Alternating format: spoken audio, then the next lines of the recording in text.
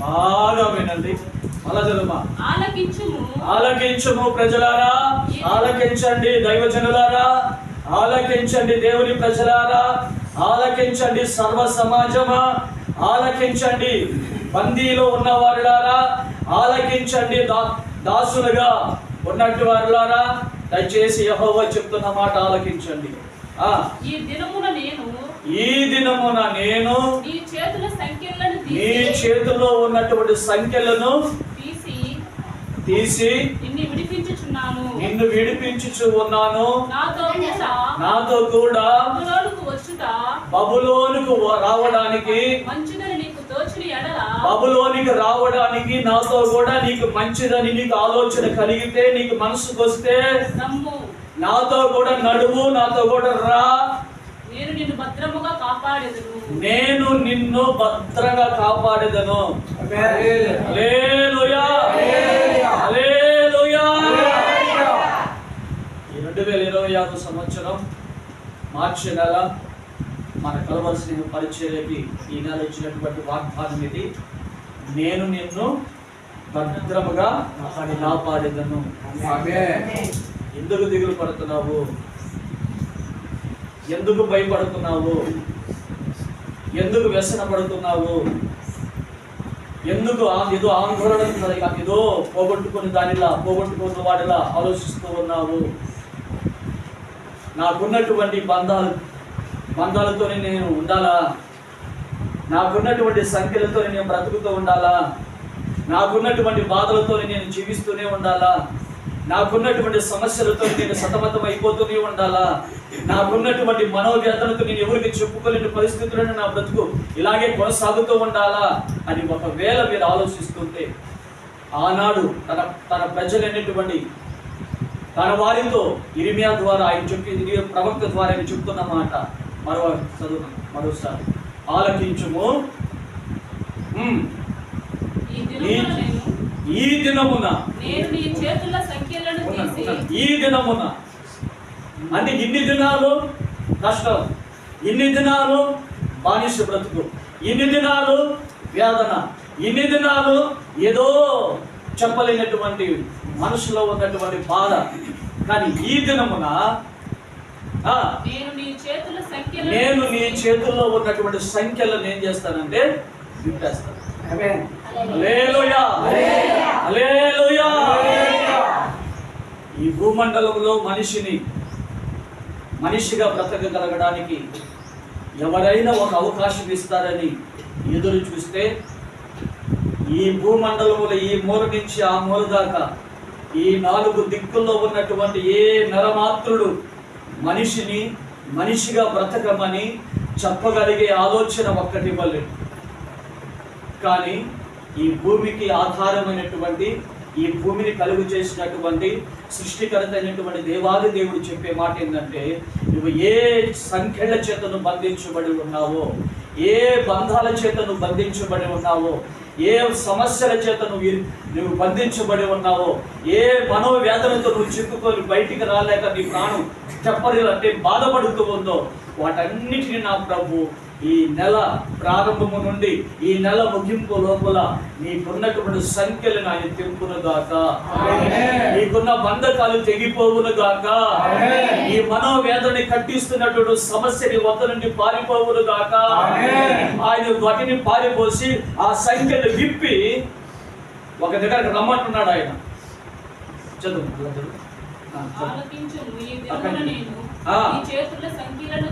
తీసివేసి నిన్ను విడిపిస్తూ ఉన్నాను.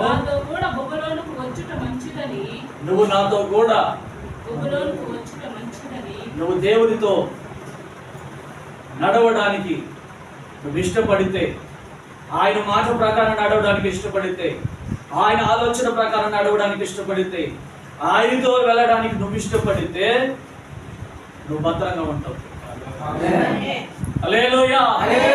ఇంకెవరితోనే నడిస్తే, ఇంకెవరితోనైనా వెళ్ళాలనుకుంటే, వేరే వ్యక్తులతో కలిసి వాళ్ళతో సావాసం వాళ్ళతోనే ఉండాలనుకుంటే, ఏ విధమైనటువంటి భూ సంబంధమైన ఆలోచన మనుషులతో ఉండాలి, వారితోనే మనం వెళ్ళాలి, ఈ ఆలోచన మనకు బాగుంది అని నువ్వు అనుకుంటే అది నీ భ్రమ. నువ్వు ఓడిపోతావు.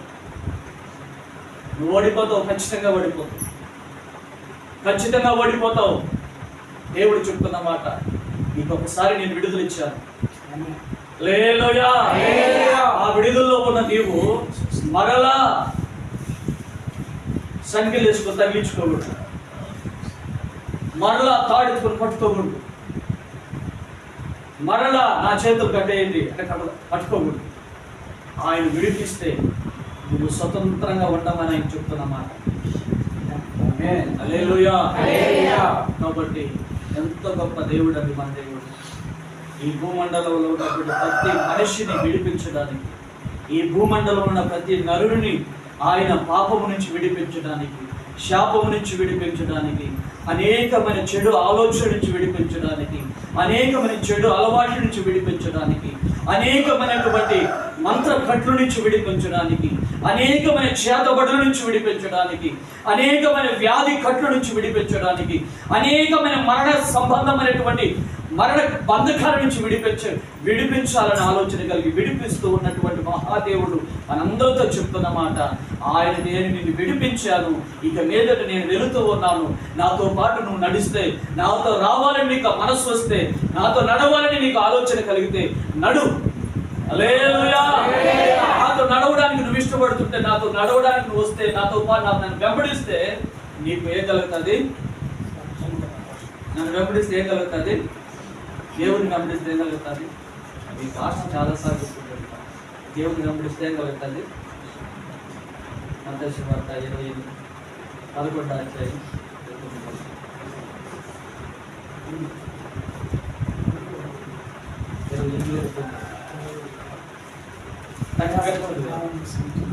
ప్రయాసపడి భారం వస్తున్నా సమస్త జనులారా నా వద్దకు రండి, నా వద్దకు రండి, అప్పులు ఇస్తాను, నా వద్దకు రండి, లోన్లు ఇస్తాను, నా వద్దకు రండి, మీకు ఏం కావాలి ఇల్లు కట్టించేస్తాను, నా వద్దకు రండి, మీకు ఏం కావాలి చేస్తాను అని చెప్పలేదండి. ఆ యేసు ప్రభు చెప్పిన మాట, ఆ దేవుడు చెప్పిన మాట మనకి కాదు, ఈ భూమండలంలో ప్రతి మనిషికి అవసరం అన్నమాట. మీకు నేనేం చేస్తాను? విశ్రాంతి, నెమ్మదిని కలుగు చేస్తాను. తర్వాత నేను సాత్వికుడు, నేను కోపపడేవాడిని కాదు, తిట్టేవాడిని కాదు, నేను అనేకమైన నిందలేసేవాడిని కాదు, నువ్వెందుకు అలా చూసినావని చెప్పేవాడిని కాదు, నువ్వెందుకు అలా మాట్లాడుతున్నావని అనేవాడిని కాదు, నువ్వెందుకు త్వరగా నడవలేదు అనేవాడిని కాదు, నువ్వెందుకు ఎప్పుడు చూసినా మత్తుగా ఉండాలని అని చెప్పేవాడిని కాదు, నువ్వు ఏ పని చురుగు లేకుండా ఉండాలని చెప్పేవాడిని కాదు. నేను సాత్వికుడు, నెమ్మదిగా మాట్లాడేవాడిని.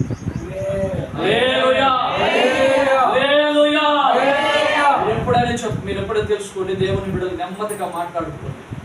ఎంత కోపం వచ్చినా నెమ్మదిగా ఉండండి, నెమ్మదిగా మాట్లాడి మీరు నేర్చుకుంటే వాడు ఎదుటి వాడు కోపంగా ఉన్నా ఆ కోపం మనం చూసినటువంటి వాళ్ళు ఏమవుతారంటే అయ్యే సందర్భం. కాబట్టి ప్రభు దగ్గర ఉన్న గొప్ప క్వాలిటీ, మంచి ఆలోచన, మంచి గుణం ఏంటంటే ఆయన సాత్వికుడు, నిదానమైన దేవుడు. హల్లెలూయా. కోపం వచ్చి తలకాయలు నరిగేసేవాడు కాదు, అర్థమైందా? కోపం వచ్చి పేగులు తీసేసేవాడు కాదు, కోపం వచ్చి ఎక్కడడిచేది అగ్నిని ఎక్కడ కాచేసే దేవుడు కాదు. ఈ దేవుడు సాత్వికుడు. నీ దగ్గర పిలుచుకొని నీకేం నాన్న, ఏం కావాలి, ఎలా ఉన్నావు, ఏం చేస్తున్నావు, నీ మనసు ఎలా ఉంది, నీవు ఏం చేయాలనుకుంటున్నావు, నీ లైఫ్లో నువ్వు ఎలా ఉండాలని ఆలోచిస్తుంటున్నావు అని దేవుడు తన ప్రజలని, దేవుడు తన బిడ్డలని తన చంకనెత్తుకొని ముద్దాడి ఉదిమ వయసు వచ్చే వరకు నిన్ను నడిపించగలిగిన శక్తి ఎవరికైనా ఉందంటే అది మన సాత్వికుడైనటువంటి సర్వోన్నతుడైనటువంటి యేసు దేవుడికి మాత్రమే. హల్లెలూయా.